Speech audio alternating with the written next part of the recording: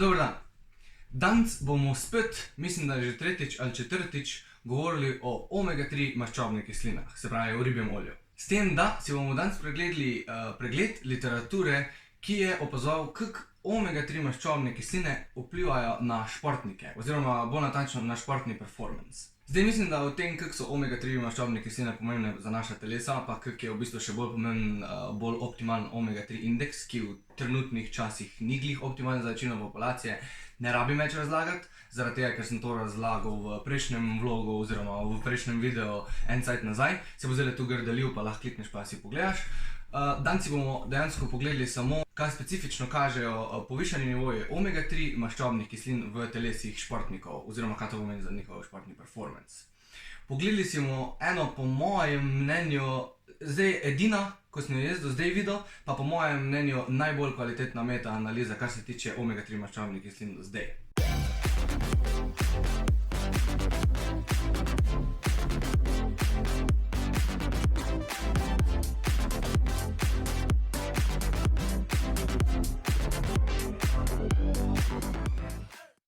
Zaradi tega, ker so v teti študiji, oziroma za teto študijo, za tet pregled študij, so bile pregledane vse internetne baze, tako so na primer PubMed ali pa Embase, oziroma pač vse tete internetne baze študij, ko pač obstajajo.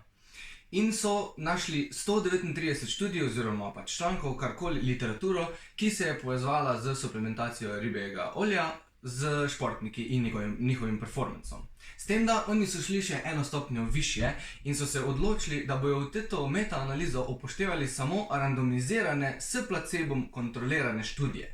To pomeni, da imamo dejansko zlati standard študij oziroma zlati standard literature v tetem pregledu študij. Zato mi je bil pač še toliko bolj všeč in se odločil, da ne samo da objavim v Patreon, ko sem objavil 2 tedna nazaj, da v bistvu naredim še en podcast, ko o tem malo bolj na dolgo še govorim. Se pravi, na koncu je bilo izbrano 32 študij s placebom randomiziranih kontroliranih študij, v katerih je bilo povprečno število oseb je bilo 27, gibalo se je pa tam vse, najmanj v študiji je bilo uporabljenih 15 ljudi, največ pa 81. Opazovali so pa subjektivne parametre športnega performanca in objektivne parametre športnega performanca. Zdaj, pri športnem performancu je dejansko oboje dvoje pomembno. Subjektivni je sicer res, da pač mi bolj ocenimo iz svojega stališča, oziroma ne vem, najbolj se pač to ocenjuje, naprimer, kako te mišice bolijo, oziroma kak imaš muskelfiber, občutek moči muskelfibra po nekih treningih, ampak je zelo dober marker, še posebej, če nek športnik, ko že več let trenira, ko pozna svoje telo, oceni neko subjektivno oceno svojega muskelfibra, se dejansko to odraža pa tudi z markerji oziroma z športnim performancem. Teda v glavnem, gledali so pač vse in subjektivne in objektivne markerje, ki se dajo meriti iz krvi, oziroma ki se dajo meriti s tem, da pač preveriš ti mišično aktivacijo oziroma produkcijo moči, oziroma pač se bomo pol govorili vse, kar so preverjali. Bila je pa povprečna starost v študiji 24 let, plus minus 4 ali 5 let se mi zdi. Se bom tule zraven dal podatke, pa si lahko sami pogledate. Pa študija bo tako vedno objavljena v Patreon skupini. A ja, pa še to, v vseh teh 32 študijah od vseh ljudi je bilo 70% moške populacije. No in zdaj, kjer športe so v bistvu uporabili? Glede športov sploh niso komplicirali, zaradi tega, ker so hoteli samo randomizirano kontrolirano študijo s placebom in pol so itak po športih razporedili oziroma dali v tabele pa različni športi in različni vpliv in kaj za te športe pomembno. Isto je bilo za raven športnika oziroma level športnika, kakorkoli pač to bi rekli. Imeli so čist od rekreativcev pa tja do olimpijskega nivoja športnikov. In so jih tudi razdelili posebej v skupine, da so pol pač pogledali, kako na katero skupino vpliva. In kaj vse so opazovali? Opazovali so oksidativni stres, opazovali so, kaj se dogaja z imunostjo, opazovali so vnetne markerje, opazovali so mišično regeneracijo, adaptacijo na trening v ekipnih športih predvsem in posameznih športih, opazovali so počutje, opazovali so, kaj se dogaja s kognicijo, kar je ful pomembno, opazovali so reakcijski čas. Glede reakcijskega časa je verjetno rezultat, ko me je najbolj presenetil in je verjetno najbolj pomemben iz vidika športnikovega performanca, predvsem v ekipnih športih. Bom o tem pol še govoril. Gledali so tudi, kaj se dogaja z močjo, kaj se dogaja z vzdržljivostjo, kaj se dogaja, ko kombinirajo vnos omega-3 z D3 vitaminom, opazovali so, kaj se dogaja in kako je od tega odvisno doziranje omega-3, opazovali so, kako se razlikuje po spolu, sicer so imeli res, tako sem prej rekel, 70% moških, pa 30% žensk, ampak vseeno lahko neke določene zaključke potegnemo, pa tudi opazovali so, kaj se dogaja z časom jemanja. To vse je bilo v tej metaanalizi. Zdaj, da podcast ne bo predolg, danes sem si zadal, da ga probam narediti v pod 10 minutah, bomo šli skozi samo signifikantne rezultate, ki so se pokazali, tako negativne kot pozitivne. Zdaj, da že kar na začetku povem, signifikantnih rezultatov, ki bi bili negativni, dejansko ni bilo. So bili pa nesignifikantni rezultati, ki so se pokazali za določene stvari, je bil kak marker, ko se je pokazal, da v bistvu ribje olje negativno vpliva, ampak je bila nesignifikantna vrednost. To si lahko vsak gre pogledati v študiji. Jaz jo bom delil v Patreon skupini, tule gor bojo pa pač slike ali tele, pa si lahko date na pauzo. Zdaj prvo se bomo lotili vnetnih procesov, zaradi tega, ker vemo, da so vnetni procesi eno izmed glavnih vodil za adaptacije. Zdaj pa, ali to govorimo za pozitivne adaptacije ali pa za negativne adaptacije. Mi po treningu oziroma pač po športnem nekem dogodku rabimo vnetje v svojih telesih, ampak samo do določene meje. Zdaj, če imamo mi preveč vnetja, bodo adaptacije slabše, če imamo pa premalo vnetja, pa do adaptacije sploh ne bo prišlo. Tako da neko določeno vnetje rabimo. Zdaj, v tej metaanalizi se je od 8 študij, ko so gledali, se je pokazalo, da ima ribje olje pozitivno vpliv na vnetne markerje v 4 študijah. V eni študiji se je na primer pokazal negativni vpliv suplementacije z ribjim oljem, ki ni bil signifikanten, to je ena stvar, ko sem prej rekel. V 3 študijah se pa ni pokazalo signifikantne razlike v nobeno smer. Oni so sicer zaključili, da so bili rezultati mešani oziroma inconsistent, ampak mislim, da lahko trdimo, ne da lahko trdimo, ampak da se kaže, da v določenih pogojih, če si pol pogledamo, kjer je populacija, pa kjer športi so bili, bi lahko ribje olje imelo pozitiven vpliv na rahlo znižanje vnetnih markerjev. Kar lahko naprimer koristi, če ribje olje suplementiramo med nekim tekmovalnim obdobjem, kjer hočemo znižati inflamacije, kar se da močno, zaradi tega, ker med tekmovalnim obdobjem pač mi adaptacij ne rabimo, ampak hočemo čim hitrejšo regeneracijo. Pokazalo se je pa naprimer iz vidika vnetnih markerjev, so gledali TNF-alfa pa IL-6, to sta interleukin-6 pa pač TNF-alfa, ki sta v bistvu najmočnejša pokazatelja, kaj se dogaja v telesu z vnetji. In tu se je pokazalo, da ima ribje olje v 4 od 5 študijah, kjer se je pač pokazalo, da ima nek vpliv, tudi če je bil nesignifikanten, se je pokazalo, da ima največji vpliv na ta dva markerja. Zdaj, doza se je pa gibala med 300 pa 2400 mg, mislim, da DHA-ja, bo se itak tule gre slika pokazala, da lahko vsak da na pauzo pa preveri, ampak glih to je verjetno razlog, zakaj se je nekaj pokazalo negativni vpliv, nekaj nesignifikanten, nekaj pa signifikanten. Predvsem je odvisno od doze ribjega olja. Pol je 7 študij naprej specifično gledano, kaj se dogaja z regeneracijo. Zdaj, markerji, ko so jih merili, oziroma ko so označevali, kaj se dogaja z regeneracijo, so bili predvsem mišična bolečina, protein kinaza, kaj se dogaja s protein kinazo in pa kaj se dogaja z naprimer counter movement jumpom, oziroma z nekim gibom, kjer lahko meriš produkcijo sile. Zdaj, eni so subjektivne pač enote, eni so pa objektivne enote. Zdaj, da imamo tule oboje dvoje zmešano, kar v bistvu za mene iz vidika pač športa naredi podatke še bolj relevantne. In v 4 od teh 7 študij se je pokazal pozitiven vpliv na vse te 3 markerje, ko sem omenil. To pomeni, da so imeli manjšo mišično bolečino, boljši counter movement jump, pa vrednost protein kinaze je bila manjša, oziroma pač je bil pozitiven vpliv na njo. Zdaj, kaj je bilo zanimivo v eni študiji izmed teh 7, ko so gledali, kaj se dogaja z nogometaši in regeneracijo, se je dejansko pokazalo, da se je izboljšal, oziroma da je bil signifikanten pozitiven vpliv na aerobno vzdržljivost, ampak niso se pa spremenili nivoji teh 3 markerjev, oziroma mišična bolečina je bila mogoče malo nižja, ko bi bila drugače, ampak ni bila signifikantna.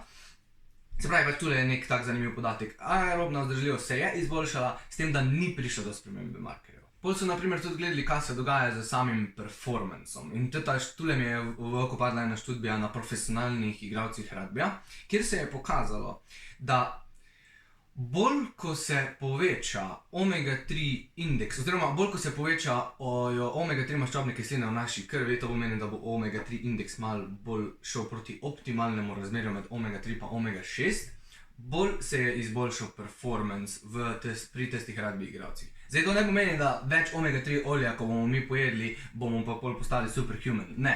Ampak pokazalo se je, da je očitno performance odvisen od doze oziroma od suplementacije. Verjetno je odvisno tudi to, kak je bil prej omega-3 indeks pri posameznikih, kak je bil zdaj omega-3 indeks, kakšna vnetja so imeli v telesu. Itak je to ful individualna stvar še vedno. Ampak še vsem se je konsistentno kazalo tudi skozi druge študije, ki so gledale performance nasploh, da višji procent omega-3 maščobnih kislin, ko jih vnašamo v telo oziroma jih imamo v telesu, boljši je performance na v testnem danem športu. In tu, na primer, ko je bil najbolj signifikanten vpliv, se je pokazalo, da je bilo povišanje od baselina, to pomeni, kar so imeli na začetku, preden so začeli suplementirati ribje olje, se je povišalo za 240%. Kar pomeni, sicer bi lahko rekel, da to je ful veliko, ampak če so oni prej imeli nič vnosa, oziroma skoraj nič vnosa omega-3 olja v telo, že če samo dodamo 2400 mg ali pa pač karkoli so v študiju uporabili, je lahko signifikantno takoj 200-300% povišanje vnosa od prej. Tret parameter je še tudi ful zanimiv. Ko mi gledamo, kak ima nek prehranski dodatek, tako je na primer ribje olje, vpliv na samo vzdržljivost, predvsem aerobno vzdržljivost, je seveda najbolj testirati vzdržljivce oziroma športe vzdržljivosti. In v tem pregledu je najbolj kvalitetna študija, po mojem mnenju, bila ena študija na profesionalnih kolesarjih. Ful je bilo zanimivo, da se je pokazalo, da višji vnos ribjega olja izboljša prevzem kisika in samo kinetiko kisika nasploh. Ampak ni se pa pokazalo neko spremembo v performancu pol zaradi tega. To mi je zdaj ful zanimivo, ne vem, zakaj se to ni zgodilo, glede na to, da je pač bila, na primer, delo je bilo bolj učinkovito kot prej, vsaj če gledamo iz vidika kinetike kisika, ampak performance se pa ni sam po sebi neki ful izboljšal. Zdaj imamo tule tudi naslednjo še ene zanimive mehanizme, in sicer povečala se je oksidacija maščobnih kislin v mirovanju pri testih, ko so imeli višji vnos oziroma pri testih, ko so suplementirali ribje olje. Plus pri njih se je povečala tudi nasploh pač vsi procesi, homeostatski procesi, ko jih pač telo samo regulira, ki so antioksidativni procesi. Povečala se je na primer aktivnost predvsem dveh sistemov, glutationskega sistema oziroma sistema za glutation in sistema superoksid dismutaze. Se je pa v od treh študijah, kjer so to merili, pokazalo tudi, da se z suplementacijo ribjega olja povečajo tudi nivoji dušikovega oksida po treningu. V metaanalizi so opazovali tudi, kaj se je dogajalo z možnostjo za poškodbe oziroma pri rehabilitaciji poškodb, kjer so se pokazali predvsem učinki na nevronsko zdravje, kar je načeloma zdaj že kar logično, glede na to, da vemo, da so omega-3 predvsem dobre za živčni sistem nasploh. Zdaj pa, najbolj se je pokazal signifikanten vpliv na nevronsko zdravje takrat, ko je bila večja količina DHA maščobne kisline v primerjavi z takrat, ko je bila EPA. Pa pokazalo se je tudi, na primer, da takrat, ko je bila pa EPA v višji količini, je bil pa pozitiven učinek na zdravljenje oziroma na rehabilitacijo po poškodbi oziroma po medtendiopatijo. To pomeni neko tetivno vnetje. Teda, tudi pri poškodbah, na primer, lahko suplementacija z ribjim oljem koristi, še posebej, če imamo nivoje oziroma če je naš omega-3 indeks pač porušen, kar velikokrat je. Ok, zdaj pa prej, da izpostavim še zadnjo, verjetno najbolj optimalno izvedeno oziroma perfektno študijo v tem pregledu, bomo izpostavili še negativne učinke, ki so bili pa dejansko bolj kot ne trebušna stiska, pa kakšne gastrointestinalne težave, se pravi driska ali pa karkoli zaradi višjega vnosa ribjega olja. Se pravi, negativni učinki so bili, signifikantni sta bila edino TT2, se pravi trebušna stiska, pa mogoče malo več sedenja na WC-ju, zgodilo se je pa pri 10% vseh, ko so jih pač v študiji pregledali, v vseh posameznikih. No in zdaj še ta študija, ko je dejansko dobila popolno oceno. Ocena 11 od 11. Preiskovali so pa, kaj se zgodi, če suplementiramo ribje olje športnikom, ki se srečujejo, na primer, po treningu oziroma med treningom, z treningom povzročeno krčenje bronhijev v pljučih. Pač pljučnih mišički se skrčijo in ne prevzemajo dovolj kisika. Ugotovili so, da ima suplementacija z ribjim oljem signifikanten vpliv pozitiven na to krčenje bronhijev, oziroma verjetno se ne skrčijo v taki meri, ko bi se, kar športni performance poveča oziroma ne ustavi tistega športnega naprezanja, ko se pač dogaja. Ok, zdaj se čist na koncu.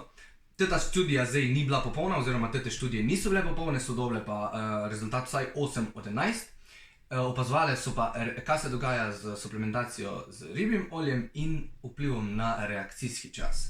Zdaj, Reakcijski čas je po mojem mnenju, predvsem v ekipnih športih, verjetno najpomembnejši vidik športnega performansa nasploh. Zaradi tega, ker če imaš ti milisekundo prej, da lahko sprejmeš neko odločitev pred svojim nasprotnikom, ne bom rekel, da si zmagal, ampak lahko veliko bolj kvalitetno reagiraš v situacijah, ko bi drugače. In v vseh študijah, ki so merile, kaj se dogaja z reakcijskim časom, se je pokazalo, da suplementacija z ribjim oljem izboljša reakcijski čas. To pomeni, da kot sem prej rekel, imaš 1, 2, 3, 40 milisekund več časa kot tvoj nasprotnik za odločitev v stresni situaciji, ki naprimer pač šport je. To pomeni, da si samo iz tega vidika že lahko čist drugače izbiraš svoja naslednja pač dejanja, ko jih boš naredil, in to pač lahko pripelje prej do zmage oziroma pozneje do poškodbe, karkoli pač iz tega vidika. Ok, in zdaj kaj bi zaključil čisto na hitro. Pokazalo se je v eni izmed kvalitetnejših oziroma najkvalitetnejših metaanalizi, kar sem jo jaz videl, stari 2 leti, to pomeni, da je kar relevantna, da ima suplementacija z ribjim oljem od 300 do 2400 mg dnevno pozitiven vpliv na reakcijski čas, razpoloženje, dinamiko kardiovaskularnega sistema, regeneracijo skeletnih mišic, odzive dušikovega oksidnega sistema po vadbi, nižanje inflamatornih procesov, predvsem iz vidika TNF-alfa, in pa zdravje nevronov in reakcijski čas. Tako sem prej rekel, zdaj, kar smo si pogledali, ti rezultati so bili vsi signifikantni. Bilo je še paleta različnih rezultatov, ki so bili, tako so oni poimenovali, inconclusive, ali so bili mešani, ali pa celo tudi negativni, tako sem prej rekel, naprimer na vnetne markerje. Ta je dejansko poslabšala vnetne markerje, sicer ne signifikantno, ampak je potrebno omeniti, da jih je. Teda, če koga bolj deep dive zanima, si pač nej študijo pač poišče, oziroma pride v Patreon skupino, kjer je prilepljen direktni link do študije, pa si lahko študijo še sam pogleda. Ali pa predebatira z mano. Če pa koga kaj zanima, pa prosim v komentar napiši v zasebno. Če te ne zanima, pa bi rad sam povedal, kako se motim pa imam narobe, mi prosim tudi povej, zaradi tega, ker dejansko feedback, tudi če je kritika, bi ga rad sprejel, da pač se bojo naslednji videi izboljšali. To je to. Zdaj bomo videli, ko bomo delali, če je prišlo to pod 10 minut. Hvala za ogled, pa se vidimo v naslednjem videu.